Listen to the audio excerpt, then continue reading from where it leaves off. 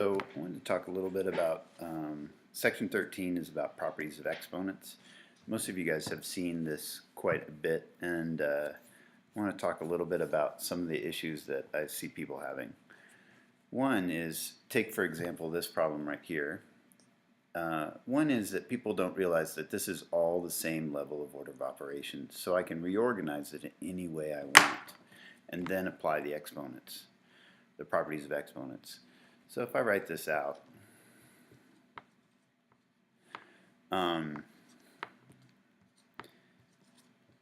we are so used to seeing this 2x plus 3y or something like this, where this 2 is tied with this x, and these are terms that are separated by addition and subtraction, and we usually move them together as a unit, right? But that's because there's addition and subtraction, right? And so this is not all the same level of order of operations. Whereas this is all multiplication. I can say this.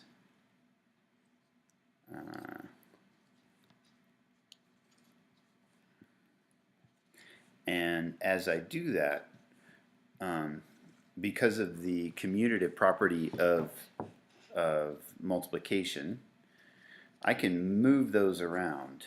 I can commute them around, and I can put all my like bases together. So I'm going to put my 2's, all my numbers next to each other, and then I'm going to put all my v's next to each other,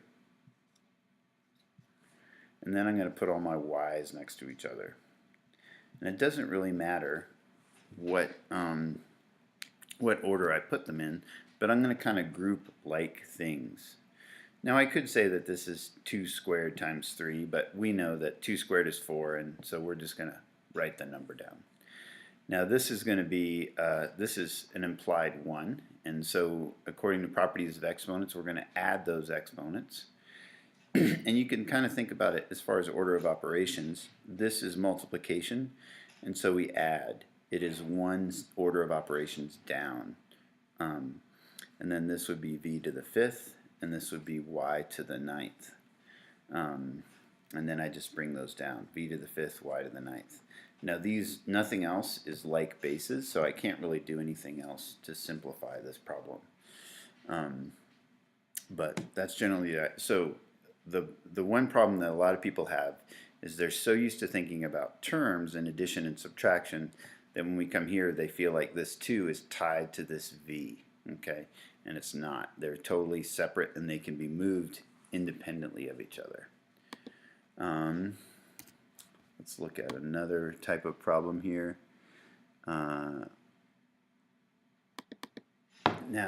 the power rule, and this is often where that one comes into play. So the power rule states that we multiply our exponents here.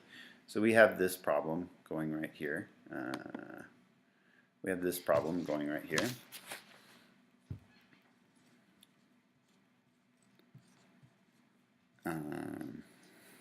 Okay, which states that this is equivalent to this.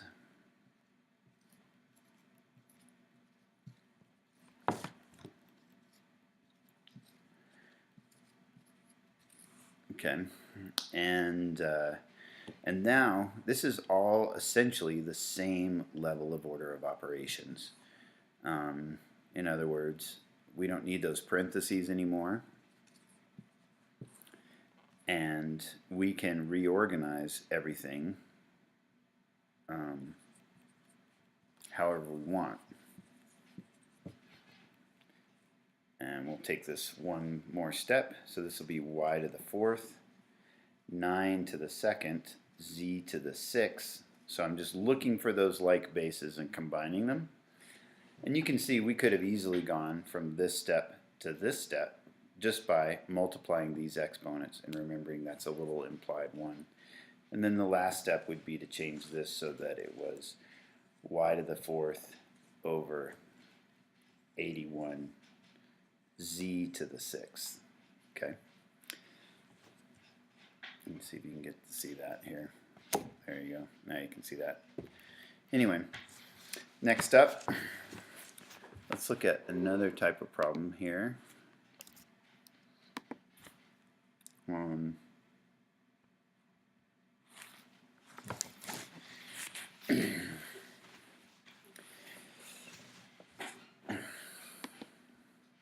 So now we have, this is dealing with a quotient rule. That's how you say that. It just means division. And once again, we're going to be largely thinking about like terms.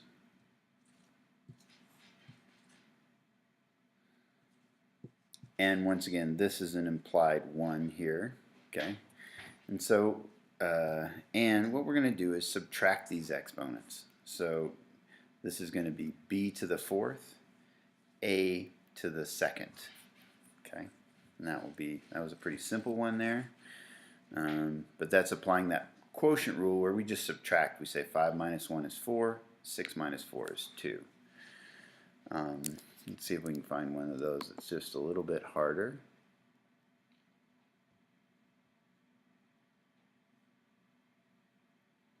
Yeah, it's kind of the same.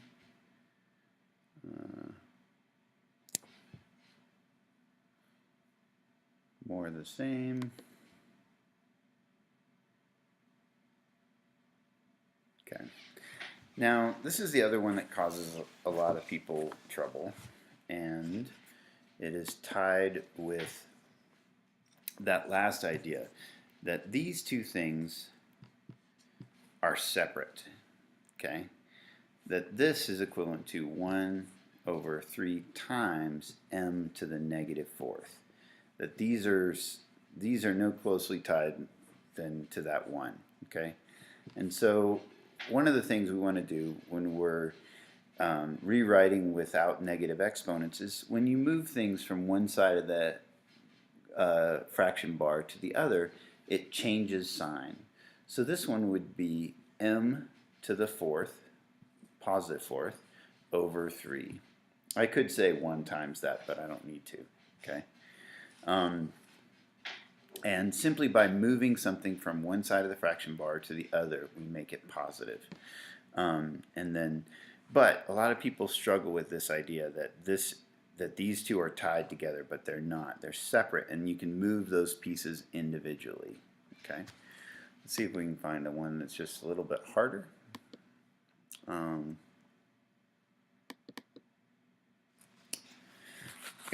Now, a lot of times, you'll notice that in the instructions it says use only positive exponents in your answer. So we're going to be doing the same thing. We're going to be combining like terms, and that includes just numbers and stuff in different ways. But we want to, but when we're done, we're going to get rid of all negative exponents. So looking across here, I'm going to group all my numbers together. Then I'm going to group all my u's together. Then I'll group all my x's together. And then I'll group all my y's together. And I can commute them because this is all multiplication. Okay? And then I can look at this and say 5 times 2 is 10 times 6 is 60. U squared and u to the first, these are being multiplied together, so I'm going to add those exponents. X to the fourth, or negative 4 times x to the fourth, well, if we add those together, we're going to get x to the 0 power, which equals 1. So I'm just going to put a 1 there. And these are all multiplied together once again. And then y to the 13th power, 5 plus 8 is 13. Let's see if there's another one with some more negative exponents in it. Oh, good. That'll be good. Okay. Here's another one.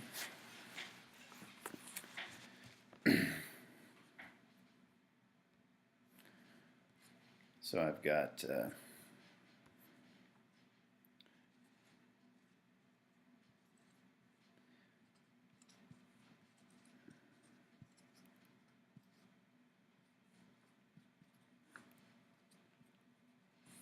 lot of numbers here. So first I'm going to pull those numbers off to the side. Then I'm going to put all the u's together.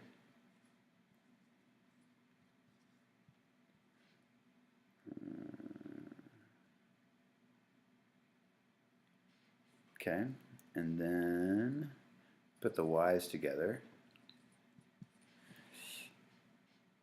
And then I'll put the w's together.